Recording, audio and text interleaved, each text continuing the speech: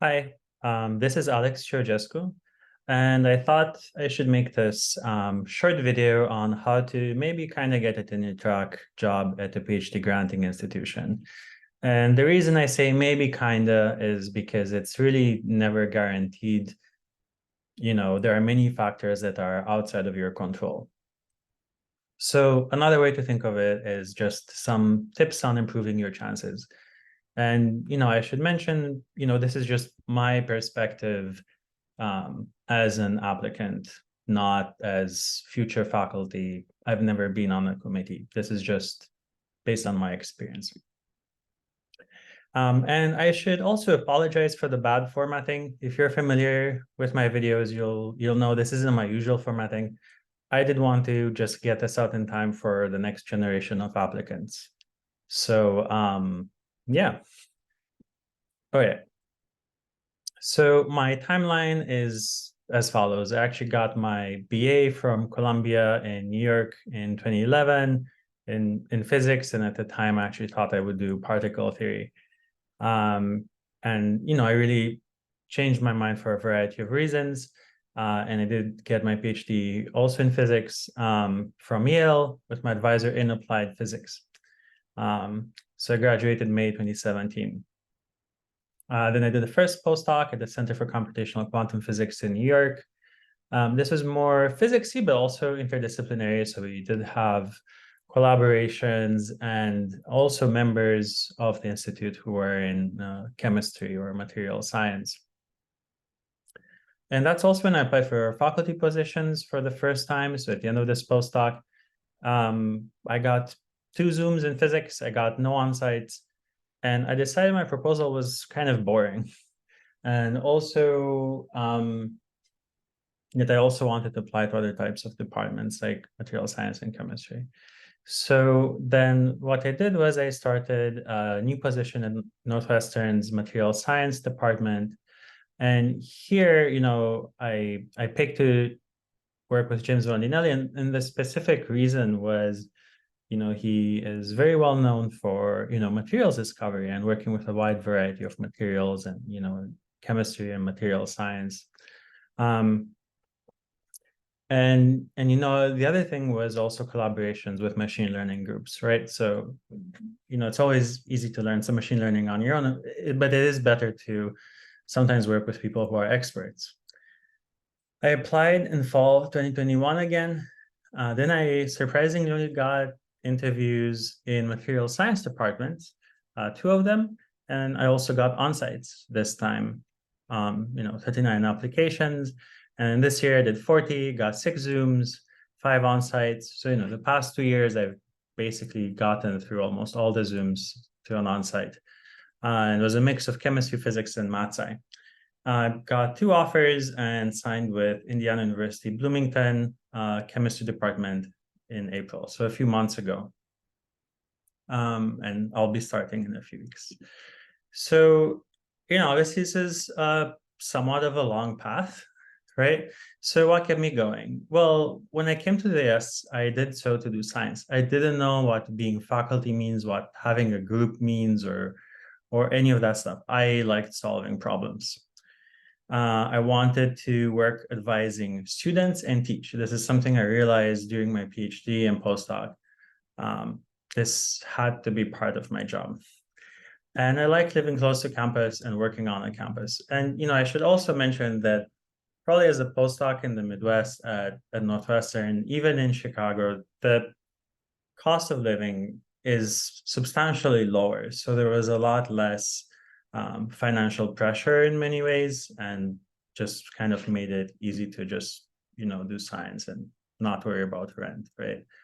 And I should also mention here, all the Big Ten college towns I visited, I think I visited most of them, are pretty great places to live.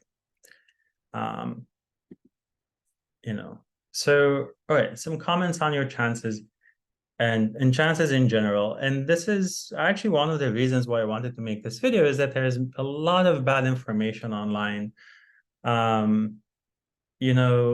One of the most ridiculous ones to me is basically your chances of getting a faculty position are the same immediately after your PhD as after a postdoc. so that, don't even apply for a postdoc. I've seen this advice and I don't understand this. In physics, there's a lot of issues. Okay, especially in physics. One is in physics, you don't get an R1 faculty position with no postdoc. So I actually don't understand why this is a thing in this and in the physics community where people sometimes say this. It's actually a job requirement. It's very similar in chemistry. Material science, maybe, but it's not very common. In biology, a short postdoc is 5 years, but usually most professors you will meet do have a postdoc. So, it's fine if you want to apply at the end of your PhD, but that doesn't actually, you shouldn't think, oh, I didn't get one now, I shouldn't do a postdoc. Also, when you're doing a postdoc, you're learning new cool things. So keep that in mind. Most people who are hired do have at least a postdoc, okay? If chances are the same each year, fine. It's like flipping a coin. You have to flip a coin multiple times. Chances are not fixed. You can become better or worse, and the job market fluctuates. There are very few, if no jobs at all in fall 2020. I didn't even apply. Not getting an interview that year isn't a sign of anything. Trends are part of searches. Like what do people hire in? Are you riding that trend? Do you believe your work is important enough? It will stand on its own even when you're going against it. Even though, hopefully not too much. So when I applied my first time in fall 2019, this term quantum materials wasn't terribly popular yet. But that's, what I do. And it became more popular and my chances actually got better, and I got to be a better applicant as I learned new things. When you pick your next non-faculty step on the way to being a faculty, so say your next postdoc, make sure you're picking a nice group, you will learn, you will grow there. Do keep in mind things like benefits and pay do matter, okay? Though also, again, keep in mind different locations will have very different costs of living. Talk to former students, look at alumni lists. Do the PIs clearly advertise students and collaborators in their talks?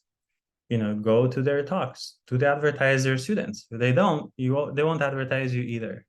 So this is also true in choosing collaborators. Things are stacked against you getting an R1 job, most likely. Yes, 5 people get invited out of 300 applications. That doesn't mean it's like different 5 people every time, right? And you apply 60 times and you get it. That's not how these things work. A few people tend to get most of the interviews. Like me this year, I got many. But most people get 0, like I did in the past. And there's a lot of talk about citations and H indices, and these aren't as important as you think. Everyone knows there is a lot of randomness in these things. And the first step of applying happens before you apply, right? So your application, isn't really, it obviously matters a lot, but there are other things too. So you obviously should do good research. If you're not doing research, obviously you're not going to get a job. Build your network. Students, postdocs, they can often pull you into projects. They can even tell you, hey, there's going to be a job search in my department, right? Things like this. Be useful to people. Departments usually ask for 3 letters. Some departments ask 5, some ask 6. I don't fully understand why, but usually the 3 letters are the key thing. The main 3 letters, in my case, it was 2 postdoc theory advisors and 1 experimental collaborator who really knows me. It's good to have some papers where you're on your own. So, me as a theorist, I had a paper as the only theorist on 2 experimental papers, on 3 actually. Network at conferences, you can do this by volunteering for different things. You can talk to people after the talks. People you meet maybe on committees or can help in various ways. Things like Twitter, YouTube, and LinkedIn are good but keep in mind your likes on Twitter are even less important than your citations. Just keep a positive, useful presence is what I would say. Don't be a LinkedIn influencer. It's not useful for anyone. Or I guess do if that's what you want to be your job, I guess. Obviously, you should do good work. Things like institution and advisor prestige can help, but these things can also backfire. Like you can be one of 20 people searching for a job at the same time in some Nobel Prize winners lab. Sure, people will think you were selected to be in that lab to begin with, but how do you stand out compared to the other 19? Um, just do the best thing with what you can. Okay.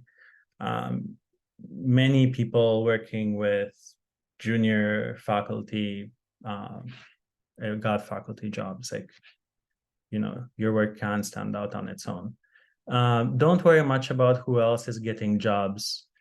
That's not really your business. Your job is to be a good applicant.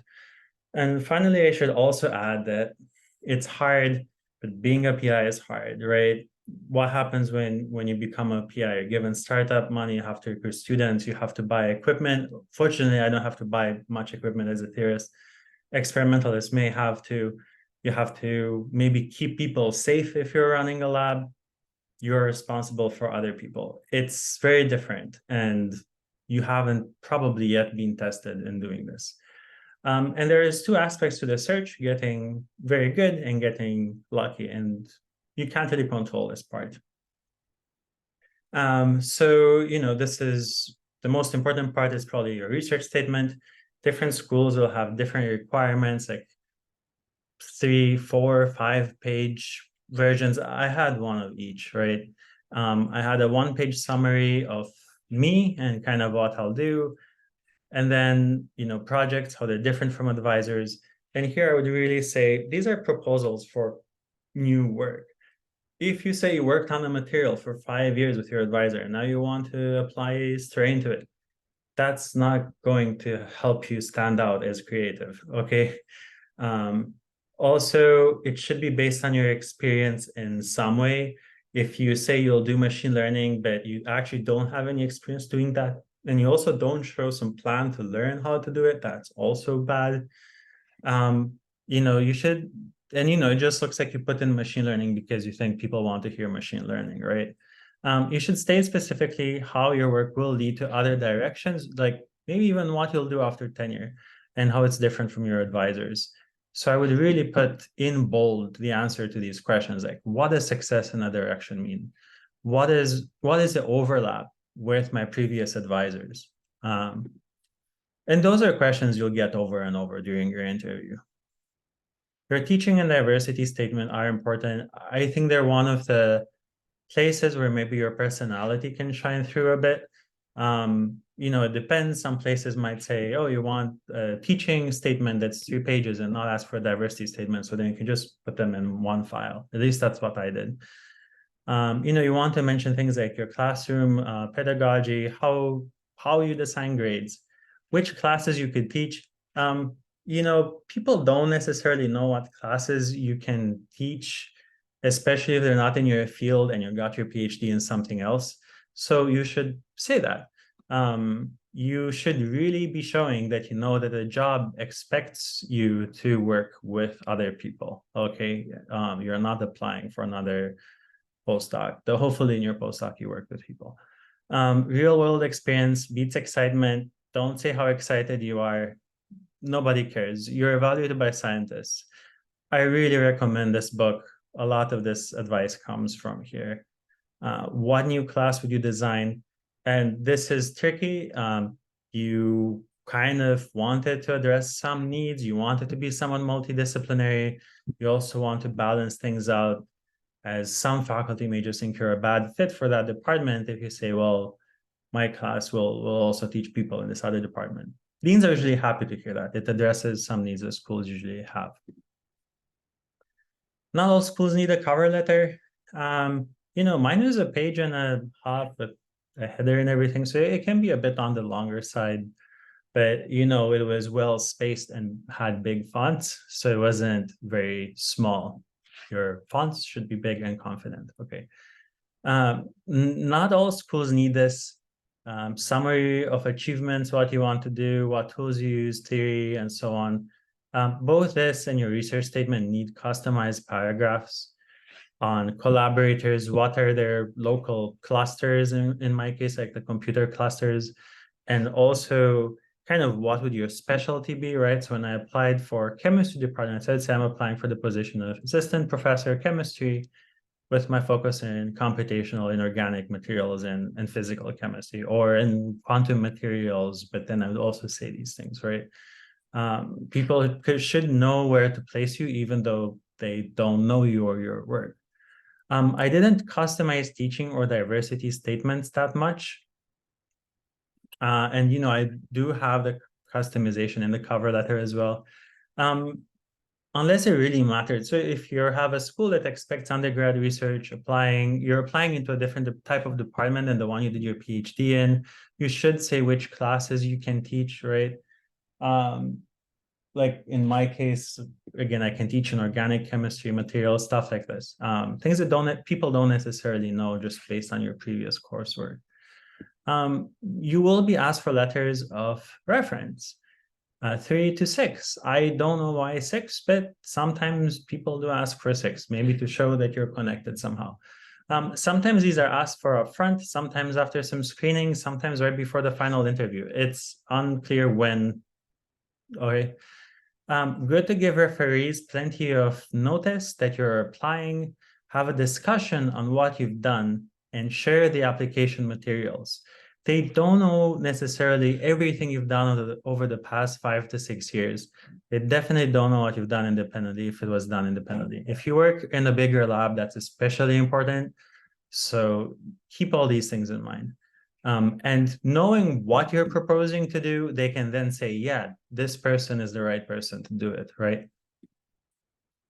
And you can be asked for a wide variety of things, like publication lists. I don't know why, but you're uploading your CV anyway, but sometimes that's just a requirement from the school.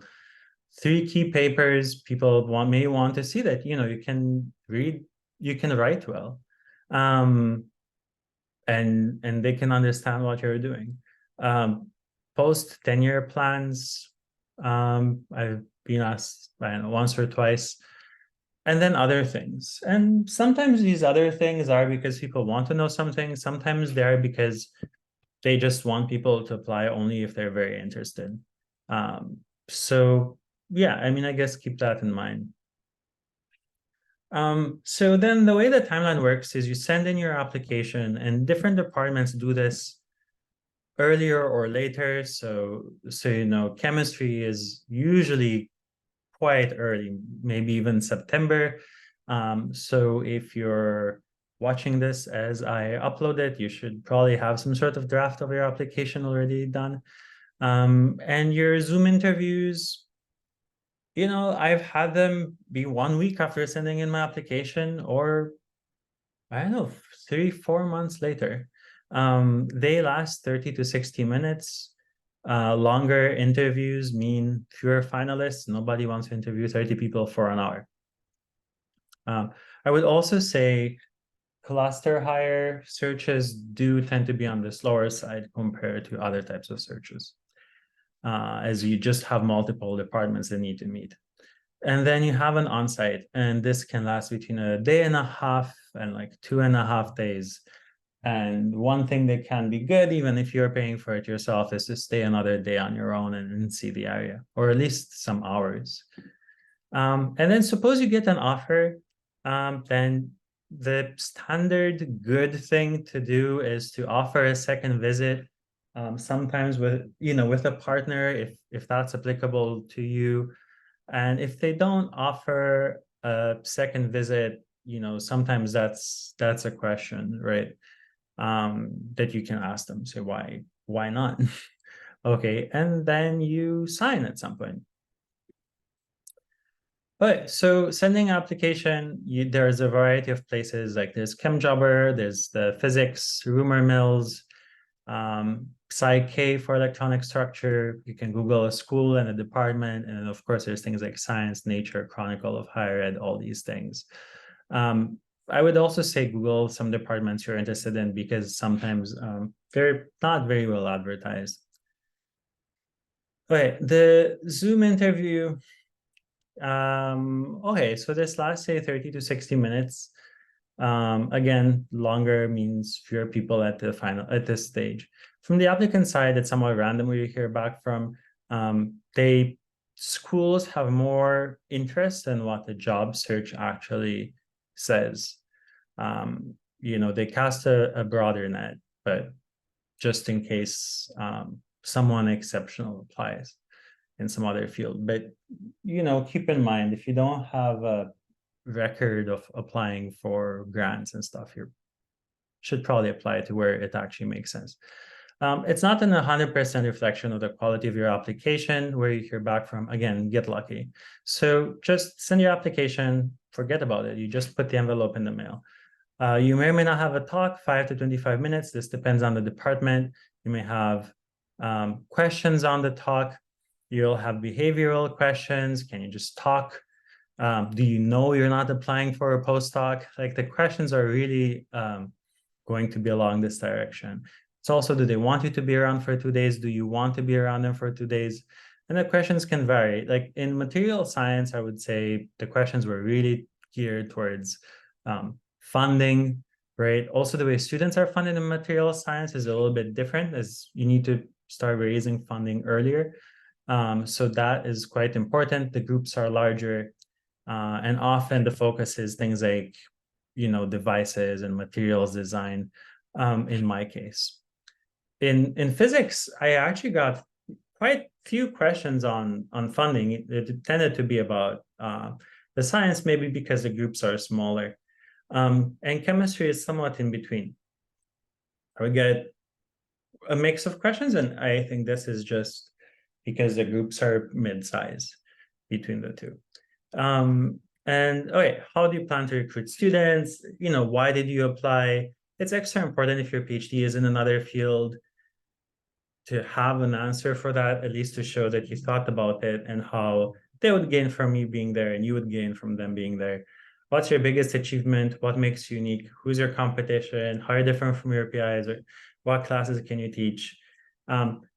Keep in mind that some schools, interviewers are trained to have a blank, expressionless face while you talk. They do that to everyone. I won't get into why, but just don't let that throw you off. It has nothing to do with your answer. Do you have questions for us? Don't be boring and ask about the timeline. I actually didn't ask about the timeline at all. Like you hear back, you hear back. If you don't, you don't. Where will you apply for your first grant? How big will your group be? What will your first project be? You should really have answers for this stuff. Okay, and then, suppose you have a talk. I really focused on the projects I proposed. So quick mentions of my main achievements, then how these build into what I'm proposing. If 15 plus minutes, it's really like a chalk talk. Remember who you can work with, do they have MERSECs, EFRCs you could join? Or how are undergrads funded for research? What resources are available? And I watch a lot of day in the life videos on YouTube. They're pretty interesting. And they tell you a variety of things that are not terribly transparent during your interview. Things like can people afford food and housing in the area? Can they walk? Things that for me are part of why I want to live next to a campus. So I really recommend doing that. And then, I'd wear a headset and take a screenshot during the interview. So I would see everyone I should send a thank you email to. And I would really try and say, it was nice hearing about something that they said. So they would know I actually listened, because people tend not to listen in life in general. The on-site interview will always consist of a research seminar. So, if you came and saw my actual non-job talk earlier this year at Northwestern Chemistry, thank you. So, but, this wasn't a job talk, but it's a talk that you can reasonably make into a research seminar. And there's questions like that you're seminar should kind of indirectly answer, like, can you teach? Do people want to be there and see you talk? You have a big picture intro. You should have some big picture intro. You'll have some technical part. The difficult part about the technical part, which you should be warned, is that if you are particularly technical, some students may just leave, and that's fine. They just don't follow that part. Don't let that throw you off. I then go back to less technical implications. It should really explain why should anyone care. Do mention collaborators, people who are not your PIs want to work with you, right? That's proof. I've heard stories, should you mention your PIs or not? I do. I think that's the fair thing to do. I mention them as my collaborators. They mention me as a collaborator. Own your work. And, a research seminar, even if invited for a job talk, it's an invited talk in the future, in my field at least, but this strongly depends on the field. So, you should talk to your advisor. But, the nice thing is you get something, and the next year people will know, oh, this person is getting interviews. Chalk talk is a separate thing. I've had it once somehow be part of the research seminar, but have to, if that happens, they should really tell you. It's kind of a quick recap of your achievements and what you want to do next. Not everyone who came to your research seminar remembers everything you did, and some people just didn't. Usually it's not chalk. You should ask. It's usually also a PowerPoint. You'll be told, to talk for about 30 minutes and then get many questions. So you may hear that it's informal. I think it's the most formal part of your application. You'll get many questions during the talk, and it ends up lasting over an hour. Basically, I don't know, an hour and 15 minutes, usually. Only faculty join, and you will not find many examples of these, and I will not upload mine either because it's my proposal, and I will upload it in a few years once it's done. In some departments, the chair of the search will meet with you and give you instructions. Then you have to answer questions like, how will you fund your work? What agency? Why? Some people may ask questions, but they may actually be your advocates. People asking things like, did you work with this person independently? Or did you just do what you were told? And you should say, well, independently. Though hopefully that's the correct answer, right? Why is your technique appropriate to your project? What's your experience? Sometimes you do want to do things that you haven't done before. Like I want to do some, DMRG. Well, I should explain I know how to learn that, or I know how to tell someone to learn that and where, right? What classes can you teach?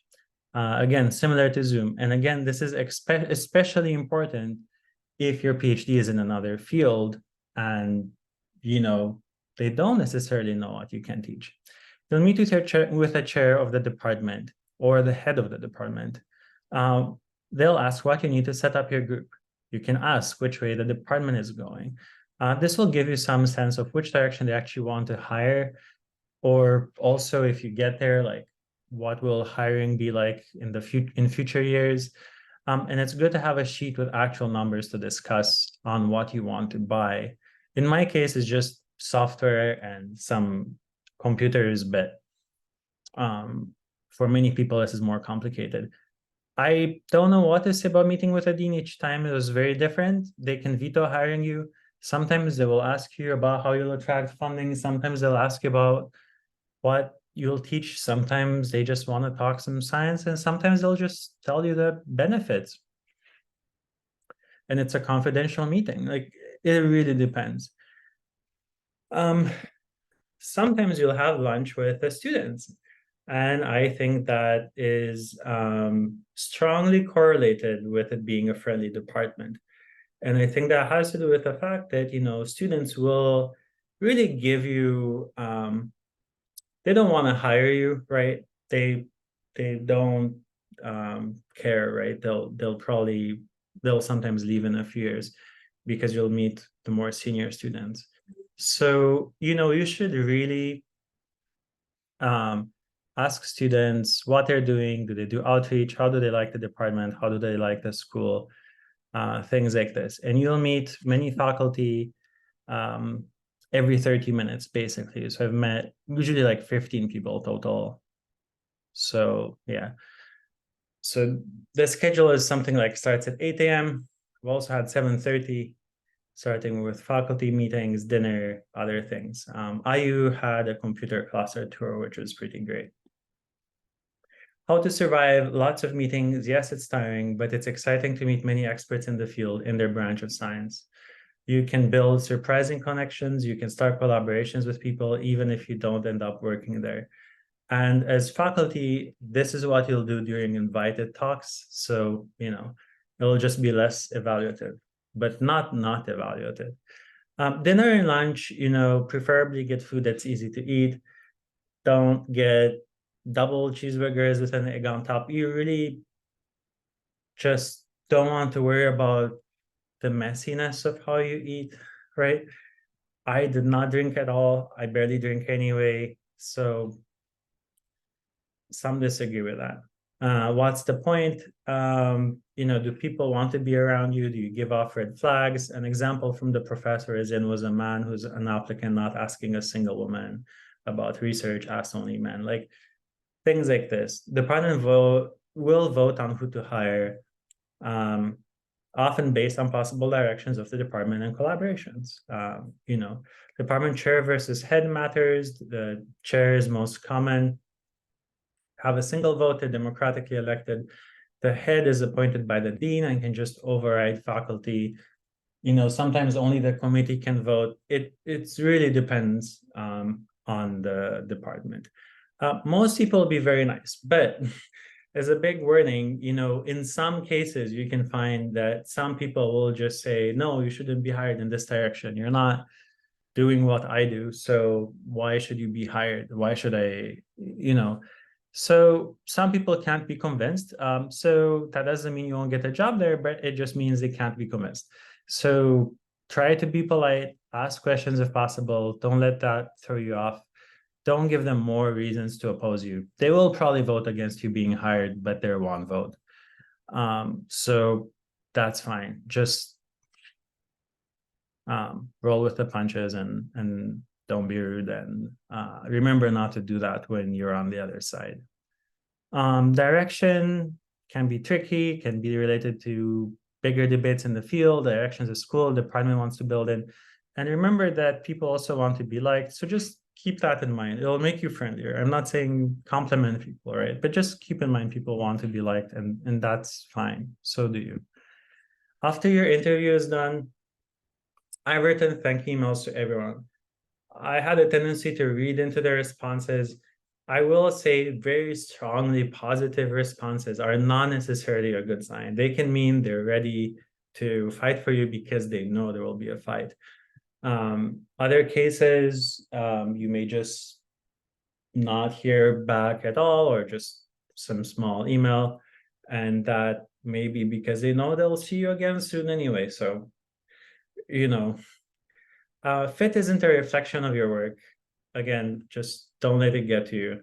It can just be someone left the department and they're trying to replace someone with that exact profile.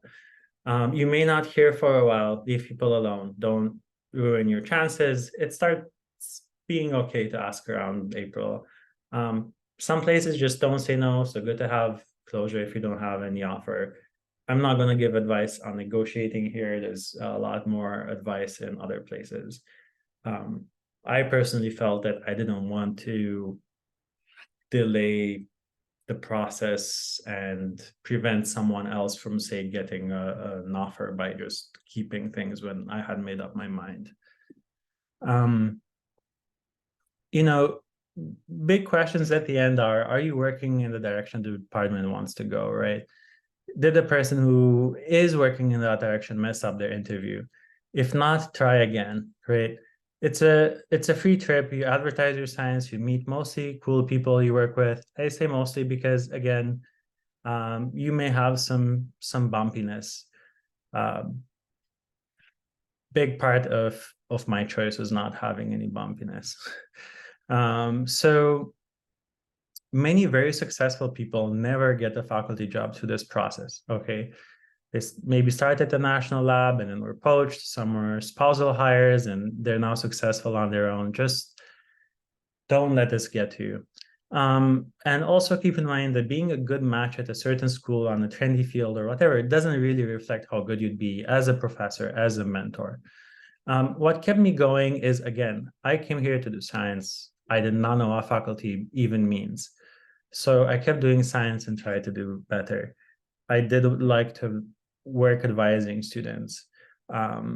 My work advising students did go into my application materials. And I like living close to campus, working next to a campus. And again, people often think, they can only live in a few places. Just apply, go and see how the place actually is. And yeah, if you have multiple offers, what do you do?